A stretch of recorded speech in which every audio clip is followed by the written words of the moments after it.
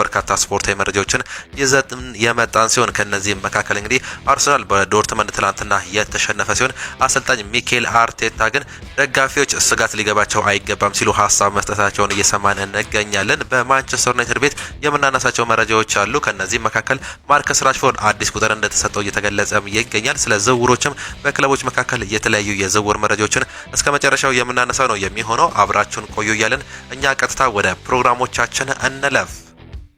ትላንትና ከተካሄዱ አንዳንድ ጨዋታዎች ስንጀምር አርሰናል በዶርትመንድ ትላንትና ተሸንፏል። የሰሜን ለንደኑ ክለብ አርሰናል ከቦርሲያ ዶርትመንድ ጋር ያደረገውን የኤሚሬትስ ካፕ ጨዋታ 3-2 ነው የተሸነፈው። ለዶርትመንድ የማሸነፊያ ጎሎችን ኢናሲዮ ካሬሳስ እንዲሁም ደግሞ ጋዶ ያስቆጠሩ ሲሆን ቪክተር ዮኮሬሽ እንዲሁም ደግሞ ኢታን ንዋኔሪ የአርሰናልን ጎሎች ያስቆጠሩ ተጫዋቾችም ነበሩ። ከጨዋታው በኋላ በተደረገ የመለያ ምት አርሰናል 5-4 በሆነ ውጤትም አሸንፏል። መድፈኞቹ ከ2019 የውድድር ዓመት በኋላ የኤሚሬትስ ዋንጫን ማሸነፍ ሳይችሉ የቀሩበት ዓመት መሆኑ ነው የተመለከትነው። አርሰናል ካደረጋቸው 3 የወዳጅነት ጨዋታዎች በሁለቱ ሽንፈትም አስተናግዷል። መድፈኞቹ የመጨረሻ የወዳጅነት ጨዋታቸውን ሮብ ከኮሞ ጋር በኤሚሬትስ ስቴዲየም የሚያደርጉም ይሆናሉ። ከጨዋታው በኋላ አሰልጣኝ ሚኬል አርቴታ ሀሳባቸውን እየሰጡ ሲሆን ደጋፊዎች ስጋት ሊገባቸው አይገባም ሲሉም ነው የተናገሩት። ያለንበት ደረጃን እናውቃለን ሲሉ የተናገሩ ሲሆን የመድፈኞቹ አሰልጣኝ ሚኬል አርቴታ የክለቡ ደጋፊዎች በቡድኑ ውጤት ሊያሰጋቸው እንደማይገባም ተናግሯል። አርሰናል ካደረጋቸው 3 የወዳጅነት ጨዋታዎች በሁለቱ መሸነፋቸውን እናውቃለን። ደጋፊዎቹ በውጤት መጨነቅ ሊኖርባቸው እንደሆነ የተጠየቁት ሚኬል አርቴታ የትኛውም ሽንፈት ያናድዳል፣ ነገር ግን መስጋት አይገባቸውም ሲሉም ነው የተናገሩት። በአሁኑ ሰዓት ላይ በምን ደረጃ ላይ እንዳለን በደንብ እናውቃለን ሲሉ ሚኬል አርቴታ የተናገሩ ሲሆን አክሎም አብዛኞቻችን ተጫዋቾች እንደሌሉ እንዲሁም ደግሞ ብዙ በቂ ዝግጅት እንዳላደረጉ መረዳትም ያስፈልጋል። እናም ይህ አስፈሪ ነገር አይደለም ሲሉ የተናገሩ ሲሆን አንዳንድ ጊዜ እየተሸነፉ በእንደዚህ አይነት ውጤት ውስጥ ማሳለፍ ጥሩ ነው ሲሉ ይደመጣሉ። እናም ለውጦችን ለማድረግ እጅግ በጣም ይጠቅምናል ሲሉ ነው አሰልጣኝ ሚኬል አርቴታ ከጨዋታው በኋላ መናገርም የቻሉት። እናም ይህ ነገር ለእኛ አስፈሪ አይደለም ሲሉ መናገራቸው እጅግ በጣም ጥሩ መሆኑን ነው እየተገለጸም የሚገኘው። ሌላኛው የጁሊያን ቲምበር ሁኔታም ነው የሚነሳው። በጉዳት ላይ የሚገኘው ጁሊያን ቲምበር ወደ ሜዳ ለመመለስ ሳምንታት እንደሚያስፈልገው አሰልጣኝ ሚኬል አርቴታ ከጨዋታው በኋላ ያስረዱ ሲሆን ቢሆንም ጁሊያን ቲምበር ከጉዳቱ በጥሩ ሁኔታ እያገገመ መሆኑን አሰልጣኙ ጨምረውም ተናግሯል። ጁሊያን ቲምበር በዓለም ዋንጫ ወቅት ጉዳት አጋጥሞት እንደነበር የሚታወሰም ጉዳይ ነው። ሆኖም የአርሰናል የቅድመ ውድድር ዝግጅት በመቀላቀል ከቡድኑ ጋር አመርቶም ነበር። ይሁን እንጂ ተጫዋቹ እስካሁን በቡድኑ የጨዋታ ስብስብ ውስጥ አልተካተተም። እናም በሚቀጥሉት ሳምንታት ውስጥ ምናልባትም የመመለስ እድልም አለው። እናም በዚህ ሰዓት ላይ አስጊ ጉዳት ላይ እንደሌለ ነው አሰልጣኙ እየተናገሩት የሚገኙት። በአርሰናል በኩል ከጨዋታው በኋላ የተነሱ ሀሳቦች እነዚህም ናቸው። ወደ ማንቸስተር ዩናይትድ መረጃዎቻችን ስናልፍ ማንቸስተር ዩናይትድ ከዴቪድ ራውም ጋር የመጀመሪያ ደረጃ ንግግሮችን ማድረጋቸውም ተሰምቷል። የ28 ዓመቱ ተጫዋች በአርቢ ሌፕዚግ የ1 ዓመት ኮንትራት ብቻ የቀረው ሲሆን የውል ማፍረሻው ደግሞ 34 ሚሊዮን ፓውንድም ይጠጋል። ሆኖም እስካሁን የላቀ ደረጃ ድርድር እንዳልተደረገ ዘ አትሌቲክስ የሚያስነብብ ሲሆን ይህ ተጫዋች ግን በአሁኑ ሰዓት ላይ ከማንቸስተር ዩናይትድ ጋር በስፋት እየተያዘ የሚገኝ ተጫዋች መሆኑን ነው እየሰማንም የሚገኘው። ማንቸስተር ዩናይትዶች በአሁኑ ሰዓት ላይ በትንሽ ገንዘብ የሚገኙ ተጫዋቾችን እንግዲህ እያሳሱም ይገኛሉ። ማን ነው የሚመጣው የሚለው እስካሁን ድረስ ባይታወቅም የሚፈልጓቸው ተጫዋቾች እጅግ በጣም ብዙ እንደሆነ እየተገለጸም ይገኛል። ሌላኛው በሻምፒየንስ ሊጉ እስከመጫወት ጓጉቻለሁ ሲል ይናገራል። የፊት መስመር ተጫዋች የሆነው ብሪያን ምቤሞ ቡድኑ በቀጣይ የውድድር ዓመት በሁሉም ውድድሮች ተሳታፊ ለመሆን እንደሚፎካከር እየገለጸ ሲሆን ስለ አውሮፓ ሻምፒየንስ ሊጉ የተጠየቀው ምቤሞ በውድድሩ ላይ እስከመጫወት እጅግ በጣም መጠበቅም አልቻልኩም ሲልም ይናገራል። ከዚህ ቀደም በውድድሩ ላይ ተጫዋቾቼ አለማወቄ ይበልጥ እንድጓጓ አድርጎኛል ሲል ምቤሞም ተናግሯል። ነገር ግን በአውሮፓ ሻምፒየንስ ሊጉ ላይ ብቻ ሳይሆን በሁሉም ውድድሮች ላይ ተፎካካሪ ለመሆን እንሞክራለን ሲል ሀሳቡን መስጠቱን ነው እየተመለከትነው። ይህ ተጫዋች እንግዲህ አውሮፓ ሻምፒየንስ ሊግ እንዳልገባ ባረጋገጠበት ዓመት ነበር ወደ ማንቸስተር ዩናይትድ ፈልጎ የመጣው። በዚህ ዓመት ደግሞ በአውሮፓ ሻምፒየንስ ሊጉ እንደሚሳተፉ ካረጋገጡ በኋላ እጅግ በጣም ጓጉቻለሁ ሲል የራሱን ሀሳብ መስጠቱንም ሰምተናል። ማንቸስተር ዩናይትድ በማርከስ ራሽፎርድ ላይ ያላቸውን እምነት ለማሳየት እንዲሁም የቡድን አካል እንዳደረጉት መልእክት ለማስተላለፍ ለማርከስ ራሽፎርድ አዲስ የማሊያ ቁጥር ለመስጠት መወሰናቸው በማንቸስተር ዩናይትድ በኩል በሰበር መልኩ እየሰማንም እንገኛለን። በዚህም ራሽፎርድ የ14 ቁጥር ማሊያን እንደሚለብስ እንዲሁም ደግሞ አሁን ከቡድኑ ጋር በመጓዝ ላይ እንደሚገኝም ታውቋል። ከትልቅ የአውሮፓ ክለብ ጥያቄ ካልቀረበ በስተቀር ክለቡ ላይ እንደሚቆይ ነው መረጃዎች እያሳዩም የሚገኙት። ከዚህ በፊት ጄሲ ሊንጋርድ ሲለብሰው የነበረውን 14 ቁጥር በአሁኑ ሰዓት ላይ በማርከስ ራሽፎርድ ላይ እንደምንመለከተው ፋብሪዚዮ ሮማኖ እየገለጸም ይገኛል። ከዚህ በፊት እንግዲህ ምናልባትም 11 ቁጥርን የመልበስ እድል አለው ሲሉ በርካቶቹ ያነሱትም ነበር። ነገር ግን ጆሹዋ ዚርክዚ ያንን ቁጥር የሚለብሰውም ይሆናል። በአሁኑ ሰዓት ላይ ደግሞ ይህ ተጫዋች አለመልቀቁን ተከትሎ ምናልባት በማንቸስተር ዩናይትድ ቤት የትኛውን ቁጥር ይለብሷል የሚለው አጠያቂም ነበር። በተለይም ማቲያስ ኩኛ 10 ቁጥርን መውሰዱን ተከትሎ ከማቲያስ ኩኛ እንደማይወሰድ ከተረጋገጠም በኋላ በአሁኑ ሰዓት ላይ 14 ቁጥር ማሊያን እንግዲህ በማንቸስተር ዩናይትድ ቤት በ2026-27 ለብሶ እንደሚጫወት እያረጋገጡለት ይገኛሉ ሲል ፋብሪዚዮ ሮማኖ እየገለጸውም መረጃም ነው። ሌላኛው አንድሬ ሳንቶስ እንደ ዲፌንሲቭ ሚድፊልደር ለመጫወት ዝግጁ መሆኑን አስታውቋል ሲል ሳሙኤል ሉኸረስት ያስነብበናል። በዚህ የክረምት የዝውውር መስኮት ከቼልሲ ያስፈረመው የመሃል ሜዳ ተጫዋች አንድሬ ሳንቶስ እንደ አዲሱ የማንቸስተር ዩናይትድ ዲፌንሲቭ ሚድፊልደር ለመጫወት ተዘጋጅቻለሁ ሲል መደመጡ ነው የተገለጸው። አንድሬ ሳንቶስ ቀጥሎም እንደ 6 ቁጥር በጥልቅ መጫወትም እወዳለሁ መጫወትም የምመርጠው በዛ ቦታ ላይ ነው ሲል ተናግሯል። ይህም እንግዲህ ለማንቸስተር ዩናይትድ በተለይም የካርሎስ ካሴሜሮን ቦታ ማን ይሸፍነዋል የሚለው በርካቶቹ ሲጠይቁ ቆይተውም ነበር። እናም በአሁኑ ሰዓት ላይ በሱ እንደሚሸፈን እምነት እንዳላቸው ነው እየተገለጸ የሚገኘው። ዩሪ ቴሌማንስን እንዲሁም ደግሞ እሱን ነበር ማስፈረምም የቻሉት። በእርግጥ ዩሪ ቴሌማንስ ከኳስ ጋር እጅግ በጣም ምቹ ነው። 8 ቁጥር፣ 10 ቁጥር፣ 6 ቁጥር ሆኖ የመጫወትም ልምድም አለው። ነገር ግን ማንቸስተር ዩናይትድ ትክክለኛ የ6 ቁጥር ተጫዋች አጥቶ እንደነበር እናስታውሳለን። በአሁኑ ሰዓት ላይ አንድሬ ሳንቶስ እሱን ቦታ ከቨር አድርጎ መጫወት እንደሚችል ነው እየተገለጸም የሚገኘው። እናም ከሱ ጋር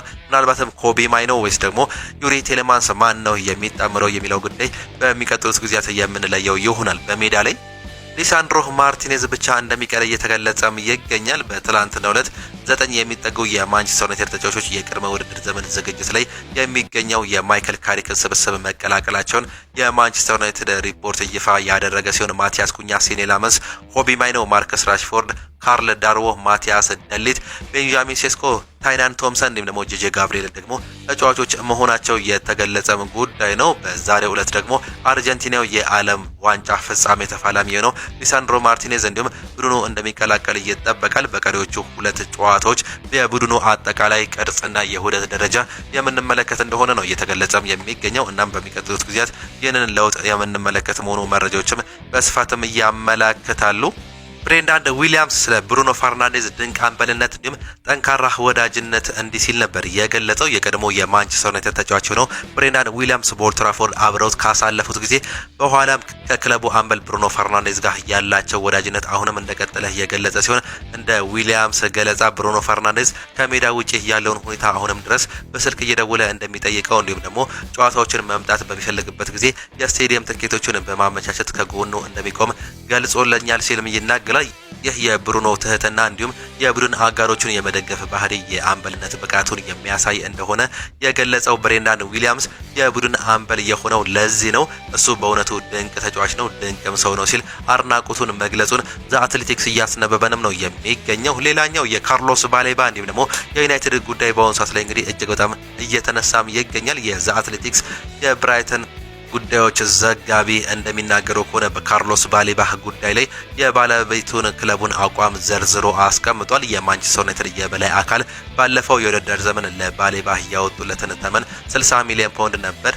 በብራይተን በአንጻሩ 115 ሚሊዮን ፓውንድ ፈልገውም ነበር። በግል ጉዳዮች ዙሪያ በተጫዋቹ እንዲሁም ደግሞ ዩናይትድ መካከል ሙሉ በሙሉ ስምምነት ላይ ተደርሶ እንደነበር የሚያነሳ ሲሆን ብራይተን በዚህኛው ክረምት ለባሌባ የሚመጡ ጥያቄዎችን ለማድመጥም ፈቃደኛም ናቸው። የተጫዋቹ ዋጋ ካለፈው ክረምት ሲነጻጸር የሚቀንስበትም እድል እንዳለ የተገለጸ ሲሆን አሁንም ቢሆንም ግን ብራይተን ለባሌባ ከፍተኛ ግምት የሚሰጡ ሲሆን ባለፈው ክረምት ዩናይትድ ከተመነው ዋጋ የበለጠ ዋጋም ይፈልጋሉ እየተባለም ይገኛል። አምና 60 ነበር ማንቸስተር ዩናይትድ የገመተው። ነገር ግን አሁን እንኳን በዚህ አቋሙ በወረደበት ጊዜም እንኳን እንግዲህ እስከ 75 ቢሊዮን ፓውንድ ነው እየጠየቁ የሚገኙት። ይህም ለማንቸስተር ዩናይትድ ከባድ እየሆነ እንደሚገኝ መረጃዎችም ያሳያሉ።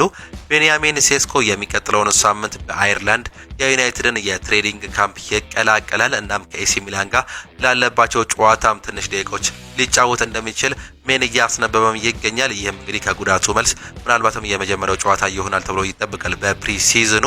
ሌላኛው ሲሞን ስቶንስ እንደዘገበው ከሆነ ከትላንትናው ጨዋታ በኋላ ሜሰን ማውንት ከቡድኑ ጋር ወደ አየርላንድም ተጉዟል። በህመም ምክንያት በጨዋታው መሳተፍ ያልቻሉት ማቲያስ ኩኛ እንዲሁም ደግሞ ሴኔ ላመንስ በትላንትናው ዕለት ቡድኑን በአየርላንድ የሚቀላቀሉ መሆኑ የተገለጸ ሲሆን ሜሰን ማውንትም ጉዳት እንዳልደረሰበት ለጥንቃቄ ሲባል እንደሆነ ማረጋገጥ ችያለው ሲልም ይናገራል።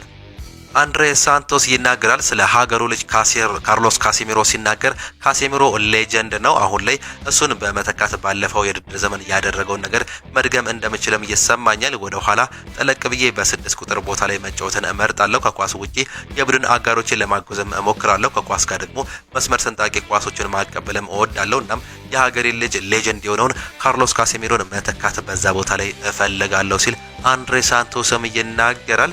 ማንቸስተር ዩናይትድ የሌስተር ሲቲውን ታዳጊ ሉዊስ ፔጅን ለማስፈረም እየሰሩ መሆኑም ይገለጻል። በተጨማሪም አርሰናል እንዲሁም አስቶን ቪላ ተጫዋቹን የማስፈረም ፍላጎት እንዳላቸው የተገለጸ ሲሆን ይሁን እንጂ ቀያዮቹ ሰይጣኖች የ18 ዓመቱን የአጥቂ አማካይ ለማስፈረም እየቀረቡ መሆኑን ቢቢሲም ዘግቧል። ታዳጊው ለሌስተር ሲቲ ዋናው ቡድን ከ20 በላይ ጨዋታዎችን ማድረጉም ይገለጻል። እናም የተጫዋች እየተፈለገም ነው የሚገኘው።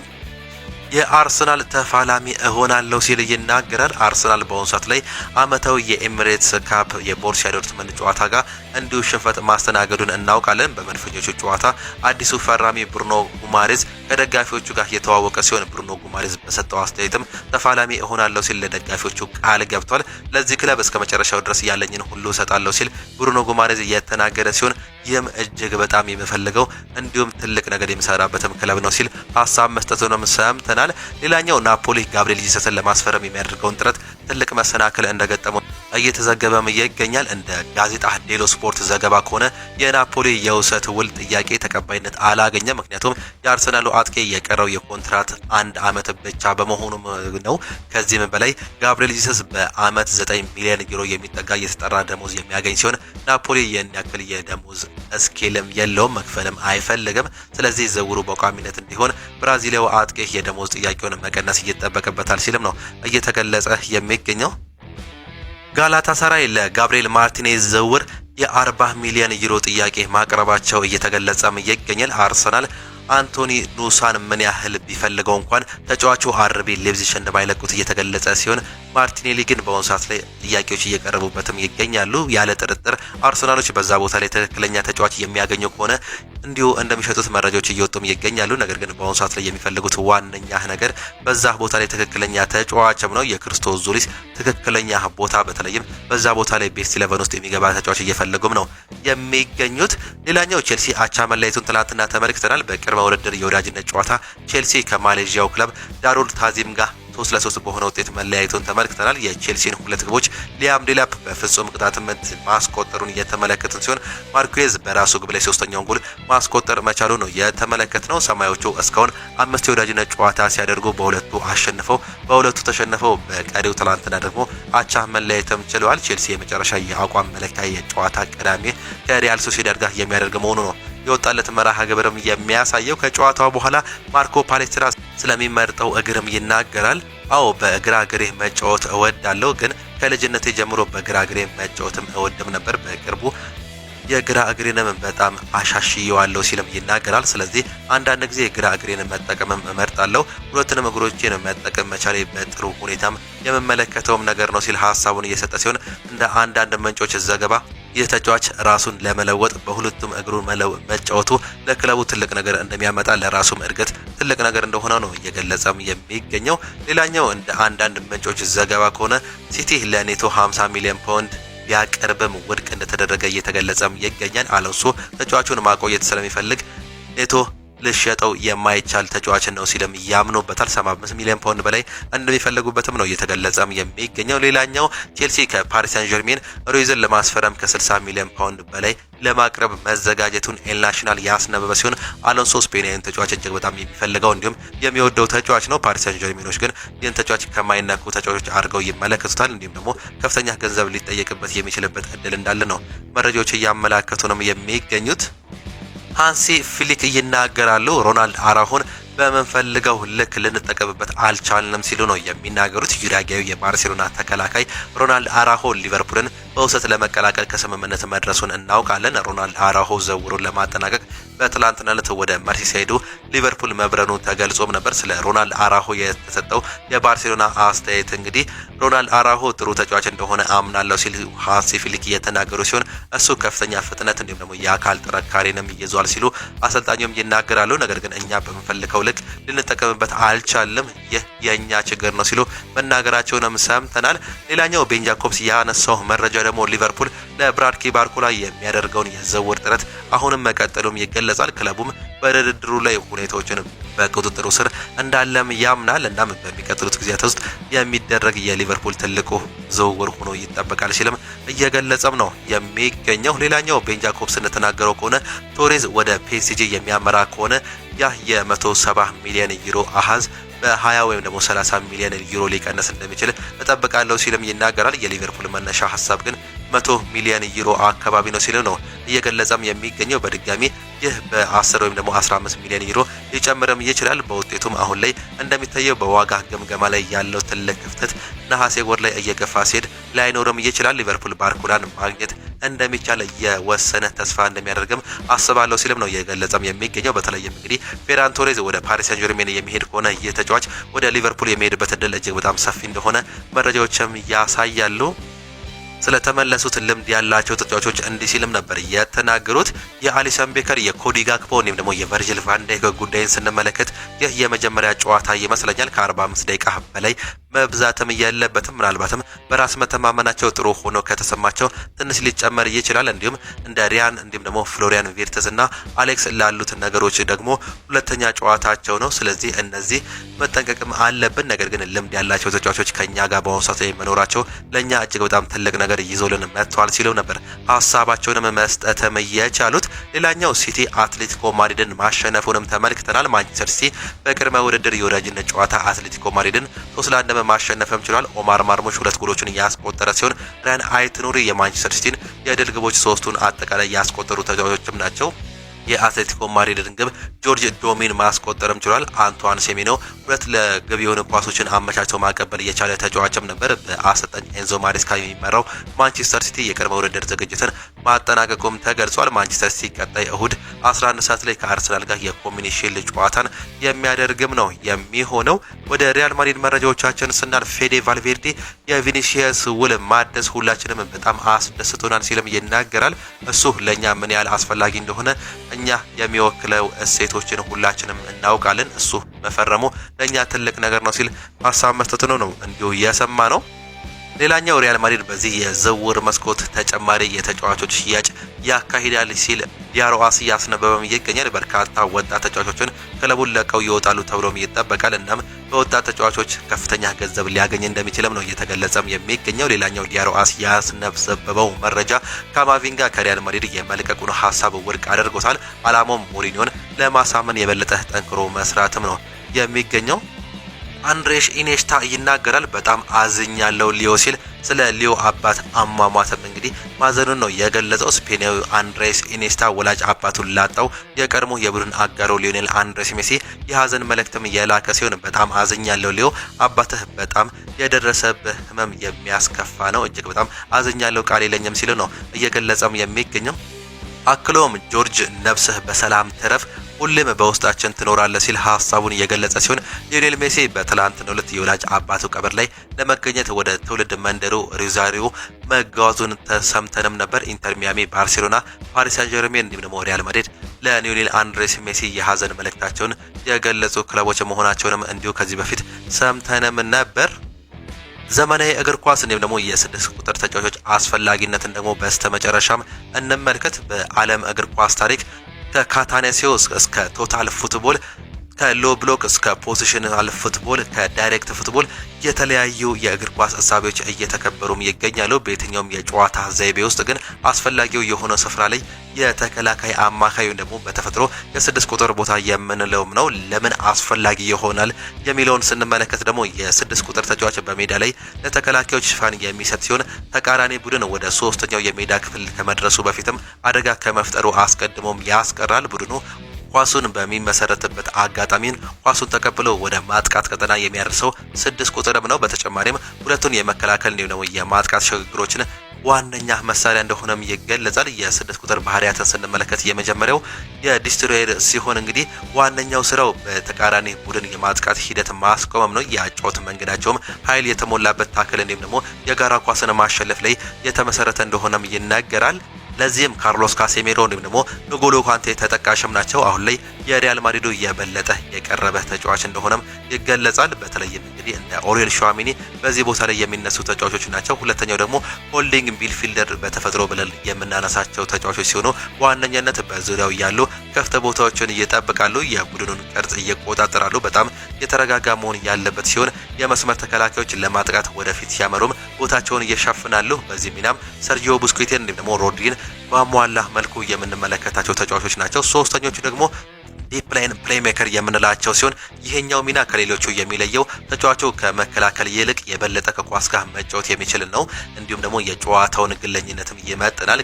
ከጥልቀት ተነስቶ የማጥቃት ሂደቱንም ያሳልጣል። በቴክኒክ የላቀ ሲሆን እንደዚህ አይነት እይታ ያላቸው ጫናን መቋቋም ክህሎት እንዲሁም ያላቸው አጫወትን እንዲሁ የሚከተሉ ተጫዋቾች ናቸው። እንደ አንድሪያ ፒርሎ ሲሆኑ ቶኒ ክሩስንም በዚህ ቦታ ላይ የምናደርጋቸው ተጫዋቾች ናቸው። በተጨማሪም ከቀድሞዎቹ ተጫዋቾች በራስ ስም በሜኬሌሌ ሮል በሚጠራበት የተሰየመው የቀድሞ የኮከብ ካርዲዮ ማኬሌሌ፣ ፍራንክ ራይካርድ እንዲሁም ደግሞ ሉተር ማቴዎስ እንዲሁም ፓትሪክ ቬራ እንዲሁም ሮይ ኪነን ተጠቃሽ ተጫዋቾች እንደሚሆኑም በርካቶቹም ያነሳሉ። በስድስት ቁጥር ቦታ ላይ ሲነሱ በእግር ኳስ ባለፉት 10 እና 15 ዓመታት ውስጥ ይበልጥ የቴክኒክ እንዲሁም ደግሞ ታክቲክ ፍልሚያ እየዳበረ የመጣ ሲሆን የመሃል ሜዳ ተጫዋቾች አስፈላጊነታቸው የጨዋታውን ውጤት የመወሰን አቅም ከፍ ያለ መምጣቱ ነው የሚገለጸው። ለአብነት ያክልም የጋርዲዮላው ባርሴሎና ተከታታይ 3 ሻምፒዮንስ ሊግን ያሳካው የሪያል ማድሪድ ቡድን እንዲሁም የማንቸስተር ሲቲ በሊጉ የነበረው የበላይነት አሁንም ስኬታማው የፓሪስ ሰን ጀርሜን ስብስብን ማንሳትም እንችላለን። ሁሉም ቦታ ላይ በስድስት ቁጥር ላይ የነበሩ ተጫዋቾች